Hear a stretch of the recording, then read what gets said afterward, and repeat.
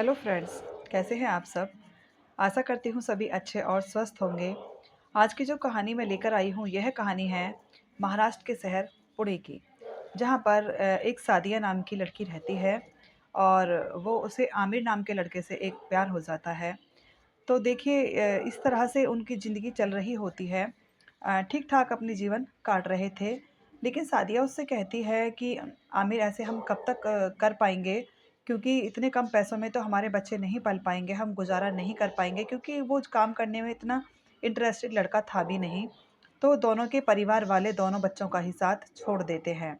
अब बहुत ज़्यादा वो परेशान होते हैं, क्योंकि बिना पेरेंट्स की हेल्प के भी तो पूरा परिवार चलाना मुश्किल हो जाता है।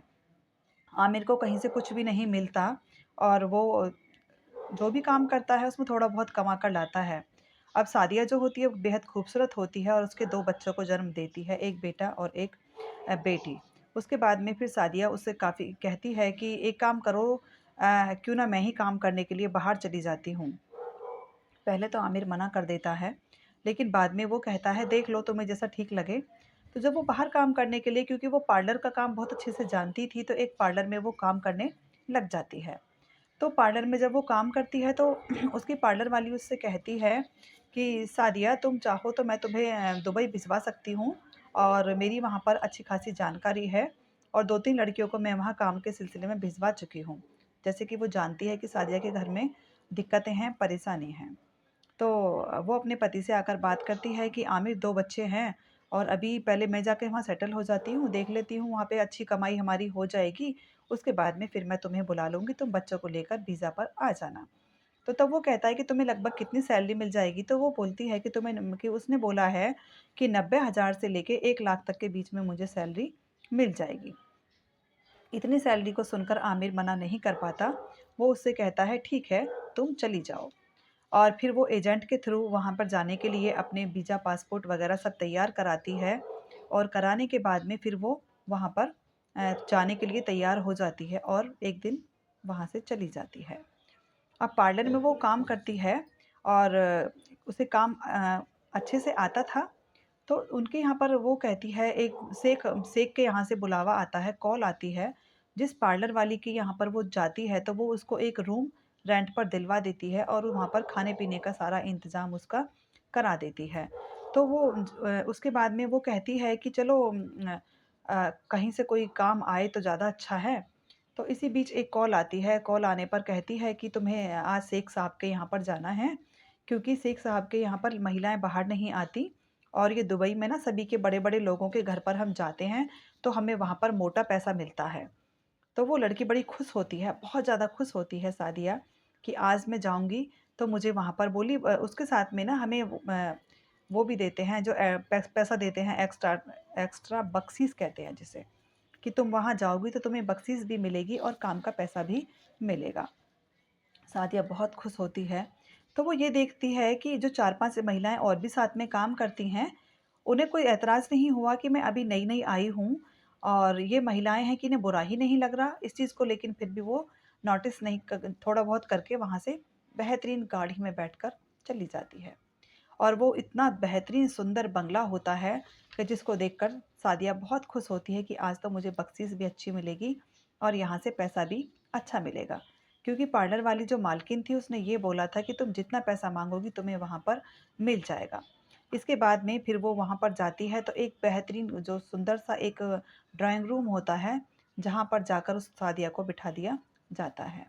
उसके बाद में उसके आगे एक ट्रे में फ्रूट्स आते हैं और एक कोल्ड ड्रिंक आती है, तो वहाँ पर एक हट्टा-कट्टा 6 फुटा एक शेख होता है, वो सामने आकर बैठ जाता है। तो वो पूछता है, "तुम कहाँ से आई हो?" तो बताती है कि मैं भारत से आई हूँ और मेरे 2 बच्चे हैं और मेरे पति हैं, वो वहीं पर उनको पाल रहे हैं, उसके बाद में मैं उन्हें बुलाऊँगी। वो उसके साथ में बहुत अच्छे से मीठी-मीठी बातें करता है और कहता है, "फ्रूट्स खाइए।" तो वो फ्रूट्स में से एक टुकड़ा उठाकर खा लेती है और उसके बाद में जो शरबत आया था जो ग्लास के अंदर, वो कहता है इसे पी लो। पहले तो वो कहती है नहीं सर आप लीजिए, तो वो कहता है कि नहीं, आप पीजिए, आपके लिए आया है। और इसके बाद में फिर वो सादिया उस शरबत को पी लेती है तो उसका सिर भारी होने लगता है और वो वहीं पर बेहोश हो जाती है। जब उसकी बेहोशी टूटती है तो वो एक मखमली बिस्तर पर अपने आप को पाती है और पाने के बाद में इधर उधर हाथ पैर बहुत मारती है, तो देखती है कि उसके हाथ और पैर दोनों बंधे हुए हैं और सामने से एक बैठा हुआ शराब पी रहा है। इतने दर्दनाक ज़िंदगी उसने कभी नहीं देखी थी और वो बहुत ज़्यादा फूट-फूट कर रोती है, हाथ जोड़ती है, पैर पकड़ती है, लेकिन जो उसे करना होता है वो करता है और फिर जाते हुए उसको एक लिफ़ाफ़ा देता है। लिफ़ाफ़ा में बख्शीश होती है और उससे कहता है, "जल्द ही मैं तुम्हें दोबारा बुलाऊँगा।" उसके बाद में बेहतरीन गाड़ी में उसको धक्का देकर बिठा दिया जाता है और वो सीधा अपने पार्लर में जाकर उतर जाती है। वहाँ वो पार्लर वाली से जो होती है वो उसके पैसों में से हाथ में से लिफ़ाफ़ा लेती है और कहती है कि तुम्हें यहाँ तनख्वाह पर बुलाया गया है और बख्शीश से तुम्हारा कोई लेना-देना नहीं है। और फिर वो कहती है तुमने मेरे साथ में फ्रॉड किया है, धोखा किया है, ऐसा तुमने क्यों किया है? वो कहती है कि यहाँ पर तो ऐसा, लेकिन साजिया जो होती है वो बहुत रोती है, बिलखती है और बहुत परेशान हो जाती है कि अब मैं क्या करूं। इसके बाद में जो वहाँ पर वो 4 महिलाएं होती हैं, फिर वो बताती हैं कि मैं पाकिस्तान से हूँ, मैं बांग्लादेश से हूँ और मैं भी इसी तरह से यहाँ पर आई हूँ। इसके बाद में फिर वो वहाँ से कहती है कि अब मैं कहाँ जाऊँ और अपने कमरे पर जाती है। तभी आमिर का फ़ोन आता है, कहता है तुम ठीक ठाक हो, सब ठीक चल रहा है? तो कहती है हाँ सब ठीक है और अच्छा काम है, कोई दिक्कत नहीं है, क्योंकि वो बताती भी तो क्या बताती। तो वहाँ पर वो इसी ज़िंदगी को जीने लग जाती है और आमिर को पैसे भेजने लगती है। तो आमिर को भी ये लगता है कि शायद बहुत अच्छा काम साजिया को मिल गया है। उसके बाद में फिर वो उसका काम था दिन भर में रोना बिलखना, क्योंकि अभी लगभग 10 दिन हो चुके थे, कोई ऐसा काम नहीं आया था। फिर से मालकिन के पास में एक कॉल आती है और कॉल आने के बाद में फिर वो सादिया को बेच देती है और सादिया के साथ में एक लड़की और होती है नाज़मीन, उसको भी वो वहाँ पर उनके साथ गाड़ी में बिठा देती है। पहले तो वो बहुत मना भी करती है, लेकिन उसकी मना पर कोई ध्यान नहीं दिया जाता। उसके बाद में फिर उन दोनों को आज किसी कोठी में, किसी महल में, किसी बंगले में नहीं ले जाया जाता। एक रेगिस्तान की तरफ गाड़ी का रुख कर दिया जाता है, जहाँ पर सिर्फ रेत ही रेत होता है और वहाँ पर बहुत अच्छी सी सजावट थी और खाने की बहुत अच्छा इंतज़ाम था और वहाँ पर शराब चल रही थी और लगभग 5 शेख वहाँ पर शराब पी रहे होते हैं। अब वो लड़की इतनी परेशान और दुखी होती हैं दोनों, तब वो बताती है कि मैं पाकिस्तान से हूँ, मैं भी बहुत गरीब परिवार से हूँ, अपने परिवार का लालन पालन करने की वजह से ही मैंने यहाँ पर आने के लिए हाँ की थी, लेकिन अब पता चला है कि यहाँ की ज़िंदगी कितनी नरक भरी है। उसके बाद में वो वहाँ पर जाते हैं और ज़बरदस्ती उनको गाड़ी से उतारा जाता है। उतारने के बाद में उन्हें शराब पिलाई जाती है और उनके साथ में इतनी घिनौनी हरकत तब तक की जाती है जब तक कि वो अपने पैरों पर भी खड़ा नहीं हो पाती और वो रोती हुई बिलखती हुई वहाँ ज़मीन पर पड़ी रहती हैं। तभी एक 52 साल का शेख आता है और वो उनकी तरफ, दोनों की तरफ हाथ बढ़ाते हुए उन्हें उठाता है।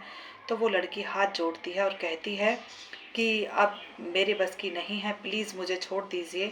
अगर आपकी बेटी मेरी जगह होती तो क्या आप उसे भी इसी तरह तड़पते हुए देख पाते? शेख बहुत शांत हो जाता है, उनसे कुछ नहीं कहता, उन दोनों को उठाता है, पानी पिलाता है और पिलाकर उन्हें गाड़ी में डाल देता है और डालने के बाद एसी चलाकर कहता है तुम दोनों सो जाओ। उसके बाद में फिर दिन निकलता है और उन दोनों को वापस पार्लर में भेज दिया जाता है। वहाँ जाने के बाद अगले दिन फिर कॉल आती है, लेकिन वो लड़कियाँ अपने पैरों पर खड़े होने लायक भी नहीं थीं दोनों, और फिर दोनों को वहाँ पर फिर से भेज दिया जाता है। जब गाड़ी में वो जा रही होती हैं, खूब रोती बिलखती रहती है और वहाँ पर जाने के बाद में तो जब वो जिस बंगले में पहुँचती है वहाँ पर जब वो देखती हैं कि वही 52-58 साल का शेख था और उसको देखने के बाद में वो उनसे कहता है कि तुम घबराओ मत, परेशान मत हो, मैं तुम्हारे साथ कुछ भी नहीं करूँगा और मैं सिर्फ ये जानना चाहता हूँ कि तुम कहाँ से आई हो, तुम्हारे वीज़ा पासपोर्ट कहाँ हैं। तो दोनों बताती हैं कि वो तो आने के साथ ही पार्लर वाली ने हमसे ले लिए थे, हमारे पास नहीं हैं। तब वो कहता है कि तुम्हारी एक बात ने मुझे झकझोर दिया, मेरे दिल को तोड़ दिया और तब से ही मैं पूरी रात नहीं सो पाया कि जब तुमने बोला था कि अगर मेरी बेटी होती तो क्या तुम ऐसे ही देख पाते। तब वो बताता है कि एक बार सीरिया के आतंक जब चरम सीमा पर था, तब मेरी बेटी भी इसी तरह से दरिंदों का शिकार हुई थी और शिकार होने के बाद में उसने दम तोड़ दिया था। तो मेरी आत्माएं आज बहुत बुरी तरह से झकझोर चुकी हैं। अब मैं तुम लोगों की हेल्प करना चाहता हूँ, तुम्हारी मदद करना चाहता हूँ। तो तुम अगर एक अच्छी गवाह बन जाओगी तो ये काम आसान हो जाएगा। तब वो उस सिख के हाथ और पैर दोनों पकड़ती हैं, जोड़ती हैं, हाथ जोड़ती हैं कि भगवान ने हम कि अल्लाह ने तुम्हें भेज दिया है हमारे लिए। और उसके बाद में फिर वो पुलिस को फ़ोन करता है और उन्हें गवाह बनाकर वहाँ पर ले जाया जाता है और पार्लर वाली को अरेस्ट कराया जाता है, क्योंकि वो अपने देश से नहीं विदेशों से ही लड़कियां मंगाती थी। और जब वो लड़कियां वहाँ से जाने के लिए कहती हैं तब वो उनसे कहती थी कि मैं तुम्हें जेल में डलवा दूंगी, तुम्हें मरवा दूंगी, यहाँ का कानून बहुत सख्त है और मैं तुम्हारे वीज़ा पासपोर्ट को भी जब्त कर लूँगी। तो इस डर में वहाँ पर जो लेडीज़ हैं वो इस तरह के डर में ही ज़िंदगी जीती हैं और पैसे अपने परिवार को भेजती रहती हैं और उनके परिवार को भी वहाँ पर आने नहीं दिया जाता। तो इस कहानी को सुनाकर किसी को दुखी या परेशान करना नहीं है, आज की दुनिया से रूबरू कराना है। क्योंकि हम पैसे की लालच में या पैसे की चाह में बाहर दूर देश चले जाते हैं, लेकिन हर दुनिया अच्छी नहीं है। लेकिन ये भी सत्य है कि अगर सारी दुनिया बुरी है तो वहाँ पर कुछ अच्छे लोग भी हैं, और अगर अच्छे हैं तो बुराई भी है। तो प्लीज़ अगर कहानी अच्छी लगी है तो मेरे चैनल को सब्सक्राइब कीजिएगा और लाइक कमेंट शेयर कीजिएगा। Thank you and have a nice day.